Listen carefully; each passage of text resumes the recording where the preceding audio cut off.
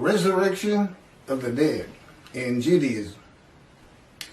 The Rambam, I think this is how you say it, Maimonides, compiled what he refers to as the Shlohah Asar Ikkarim, the 13 fundamental principles of the Jewish faith, as derived from the Torah. Rambam refers to these 13 principles of faith as the fundamental truths of our religion and its very foundations. Number 13 of the 13 fundamental principles is the belief in the resurrection of the dead, which is a real, even from the Christian standpoint, Jesus rose from the dead, and Jesus,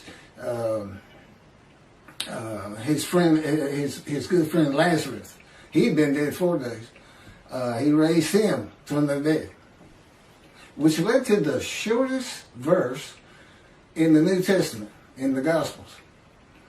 Jesus wept. That's all. One verse. Jesus wept.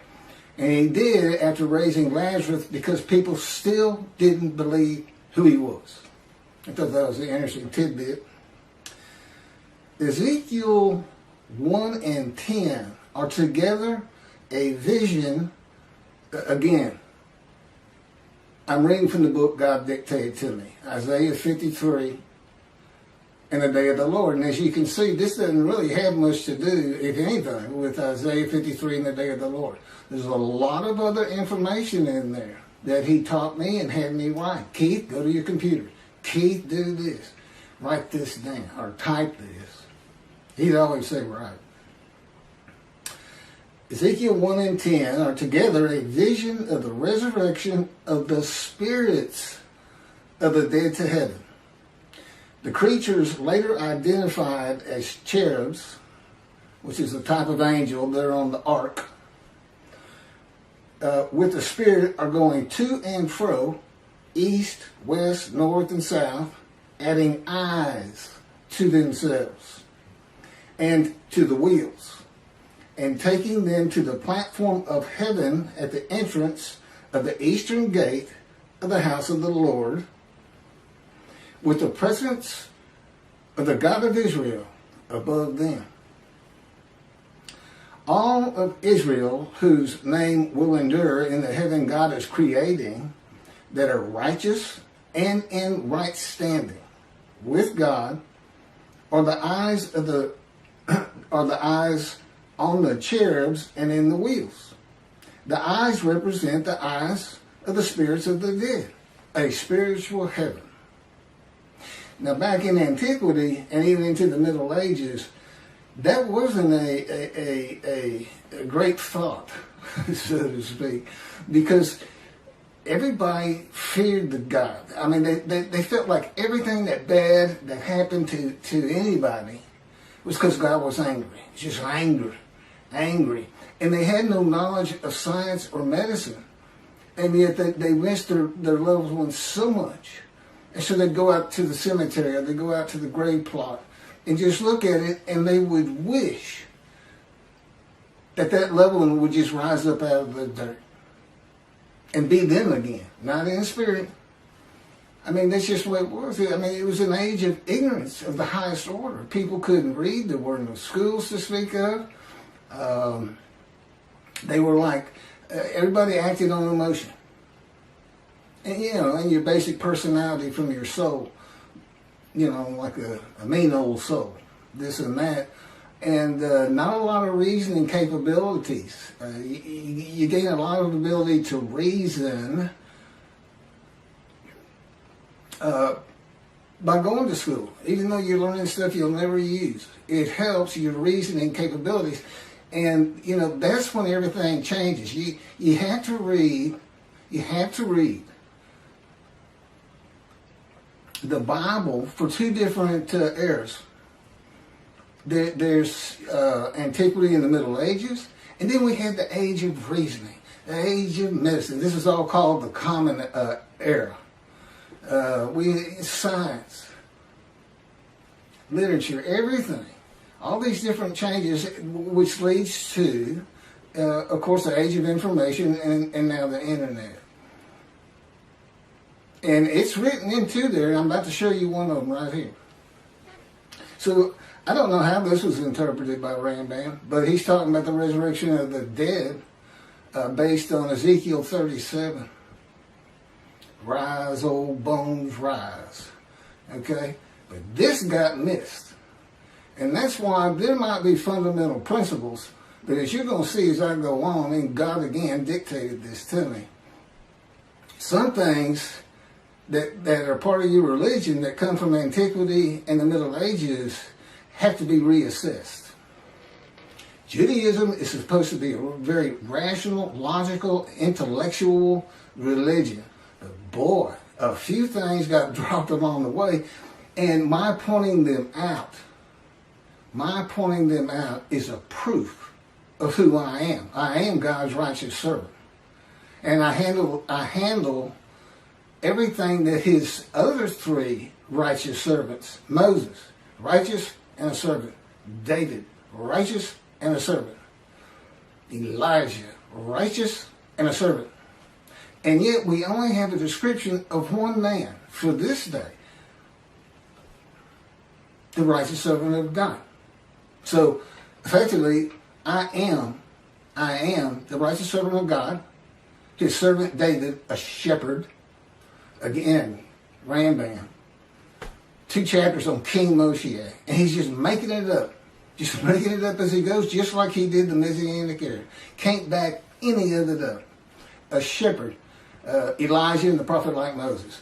And this is the prophet like Moses. Moses did 2 things. He led the Exodus and he wrote the Torah. God dictated it to him. Okay, well, the Jews aren't in bondage. I don't need to do that as the prophet like Moses. So what's left? Write this down. That's the prophet like Moses. And I have all the knowledge that Elijah would have. Elijah. What's so special? The only man in the Hebrew Bible to be specifically taken to heaven. And then he returns in the day of the Lord. Clearly, it's not going to be that Elijah. There's nothing about heaven that I need to know to answer questions that I don't know. I've been taught it. And I envision lots of visions early in my 13 years, first 7 years. Not so much lately, except for pictures that they put into my mind when we're talking. God likes you to see what he's talking about. So you don't have to go into a trance or anything for those. I just send pictures into my mind. It's a wonderful thing. Excuse me. But anyway, okay, that's some backdrop. Let's carry on here.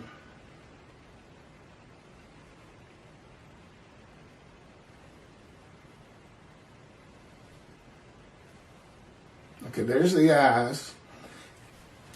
Okay, a spiritual heaven. That's where I left off. And this is Isaiah 65, verse 17 through 18. For behold, I am creating a new heaven and a new earth. The former things shall not be remembered. And I know why that is and how it occurs. They shall never come to mind. Be glad then and rejoice forever in what I am creating. For I shall create Jerusalem as a joy and her people as a delight. And this is Isaiah 66, verse 22. For as the new heaven and the new earth, which I will make, shall endure by my will, declares the Lord, so shall your seed and your name endure. Spiritual heaven. God, what's this all about? What are you doing?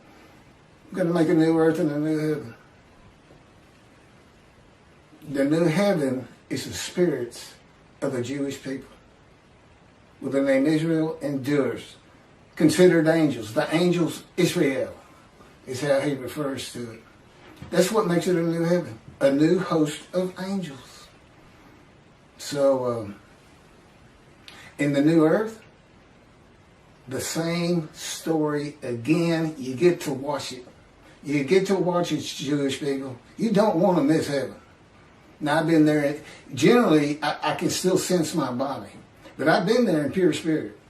And but he tells me you'll feel your body, your physical form. But he's going to have another chosen. He's going to basically just run the story again. And you get to see how it really all played out from the get-go. And of course, time means nothing to you. You don't want to miss it. And that's my proof of an Elijah. I just showed you the prophet like Moses. There's my Elijah. Can't really show you a David except for I bring the reckoning in the dismissal of the rabbis, which is on plenty of videos. God has, I am the reckoning and I am the wrath on Christianity. And how you fit the Messianic era into the wrath on Christianity, how you can say Moshe perfects the world, and yet he's got to bring the wrath of God to the Christians and the Gentiles in general.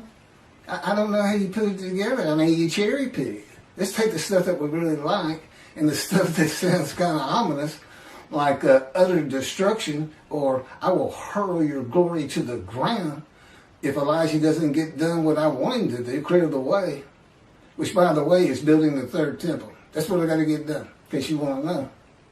But I got to be recognized. People got to read all this and go, well, we got to go with this. Because he couldn't possibly know this. That's an atheist for 50 years, as if that matters. I mean, the greatest rabbis, Rambam, this, that, people today, Jews for Judaism, Tovia Singer saying 53 is the people Israel as one, all Jewish people as one man. None of it makes any sense. Tovia bases it on the Holocaust, that there was a guilt offering. Let's go to Leviticus. He went Christian. He's going to use the animal, sacrificial, and worship laws for a human being. And that's adding to Leviticus. You're not supposed to add to or take from anything God had written. The Christians killed one son. Tovia Singer's got him killing 6 million so that they would go back home. Yeah, that's not God. He knew you'd come back. He knew you'd get driven back. He didn't have to lift a finger. And then Michael Skoback and whoever wrote their commentary, it's another person, but I only hear Skoback talking about it. It's based on the Messianic era, where the world realizes the Jew has been right all along, a great exaltation, this and that, never going to happen. His whole commentary is based on something never going to happen. You know, where's the day of the Lord? Where's utter destruction? Where's vengeance? And where's God's representation? Where's his Moses? God's coming, but, you know, clearly it's Moshe, but you better get a description. I mean, you got a description, and I still can't get anybody to talk to me. Does shun, despise, and held no account ring a bell? Because God knew it was going to be like this in the beginning. Ezekiel 37 gives a vivid account of raising the dead to life into new bodies of flesh and bone. This was a common belief in the ancient age and Middle Ages. In this age of information with knowledge of science and the human body, few people believe that a human body can or will be resurrected anew by God. You cannot take, we know, but you cannot take the ashes of bones and make a new human body. You're just making stuff up. When did God do that? You ask, can God do that? You know what the answer is? No, he can't. He said, now I could create a human being where there could be a resurrection of the dead. He said, but I don't want anything to do with that.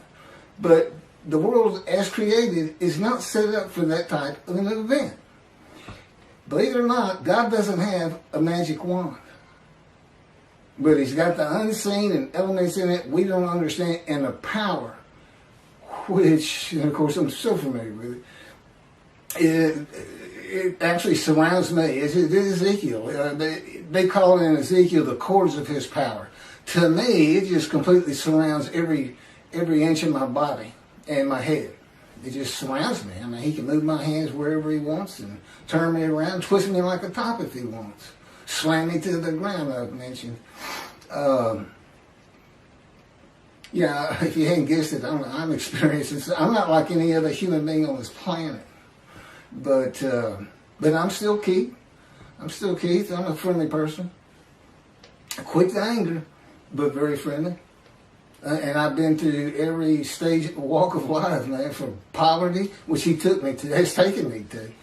I haven't nothing, but which is kind of a religious thing, I think. Even Jesus hated material things. Told the rich man he can't get to heaven and things like that. That's just part of it, and it does. Another thing that this fire refinement, all these punishment words, maltreatment, makes you humble. More so to him. Moses starts out this firebrand that killed a man that made him angry. And at the end of his life, it is said Moses was the most humble man on earth. Now, I don't know how you measure something like that, but I can tell you I'm more humble to God than anyone on earth because I literally fear him. Because I know the kind of pain he can put me through. And most people don't really have that knowledge. I fear God. But when he'll slam your face down into the cement or to the floor in your room. And so many other things. I know people really don't want to hear all that, but it's important to understand 53.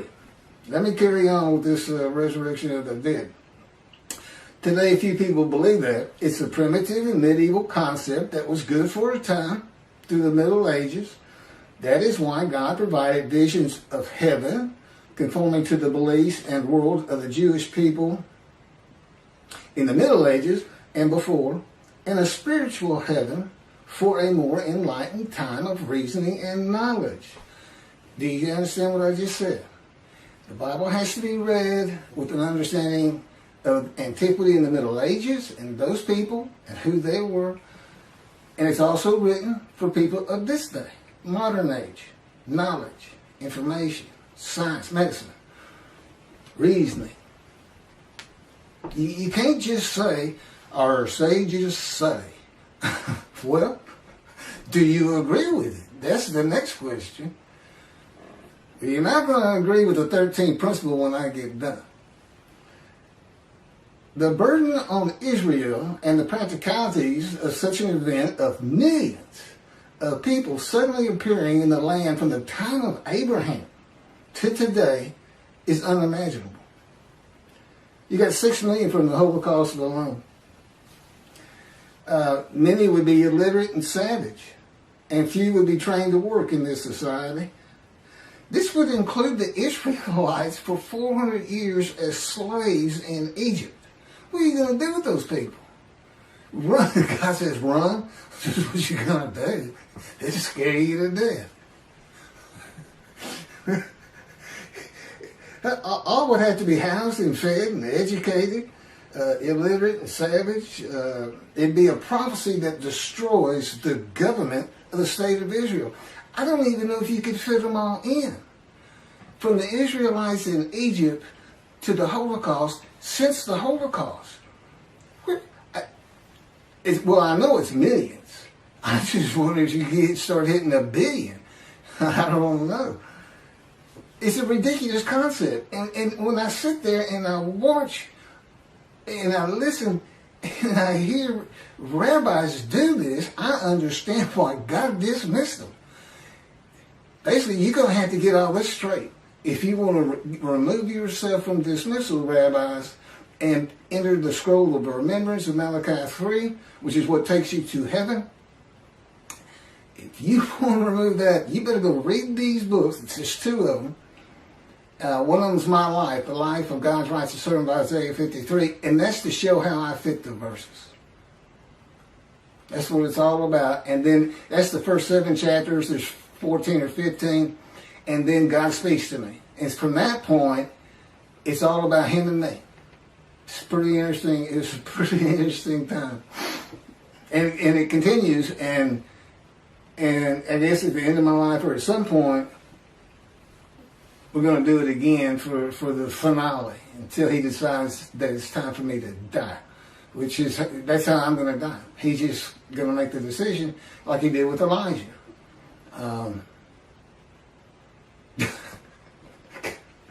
Nothing. Okay.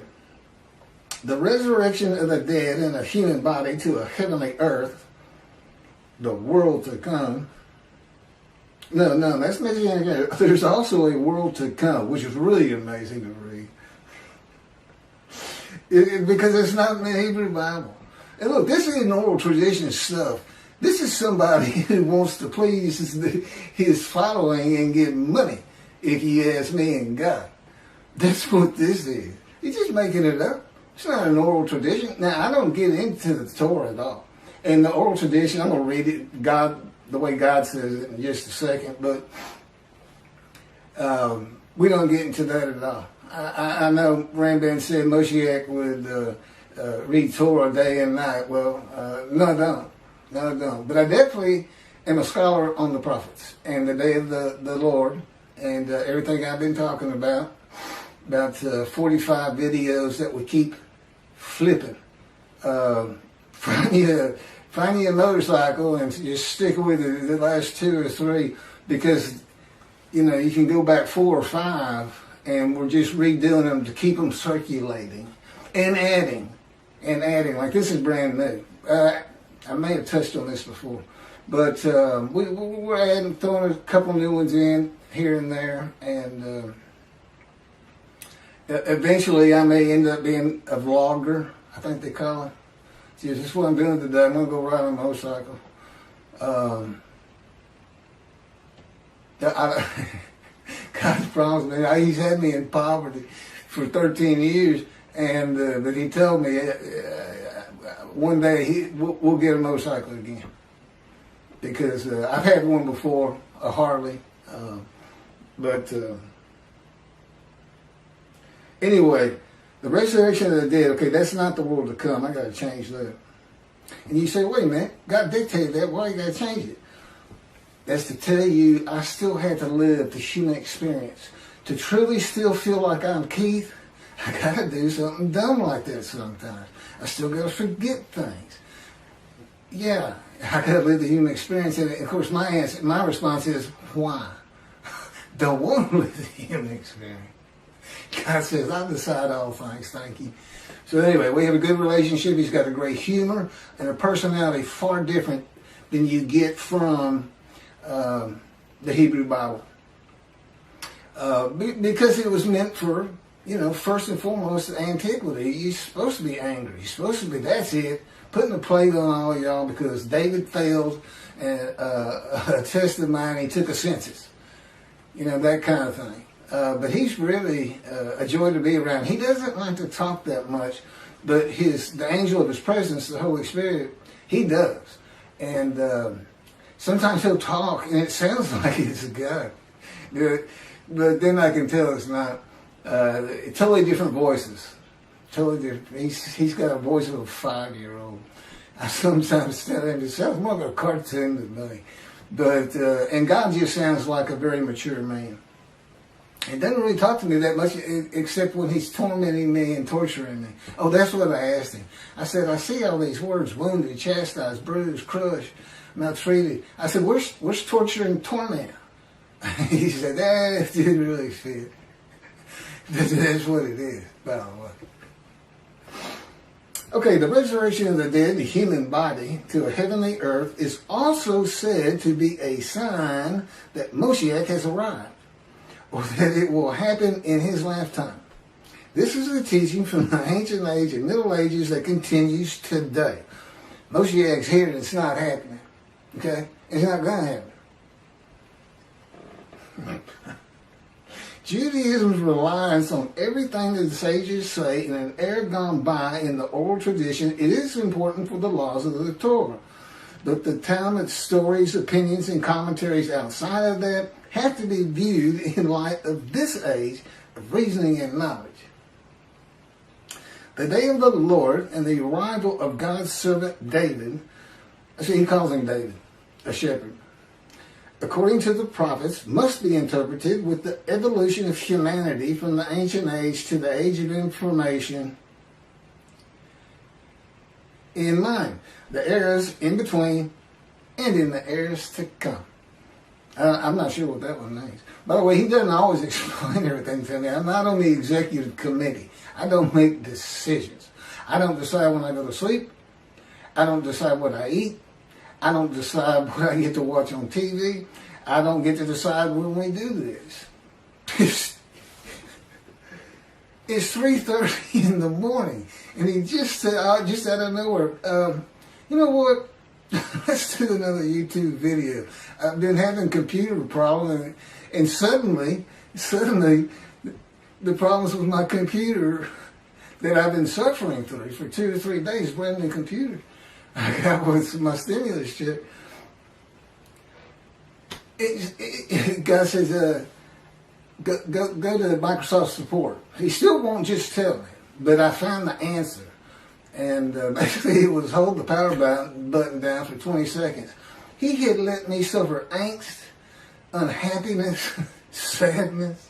What am I going to do? Do I throw this away? I know I got a warranty, but I don't even know where these people are. I got it over the internet. See, he'll let me do that. He says, and the reason is, the day is coming. The day is coming. But you're not going to feel those things anymore.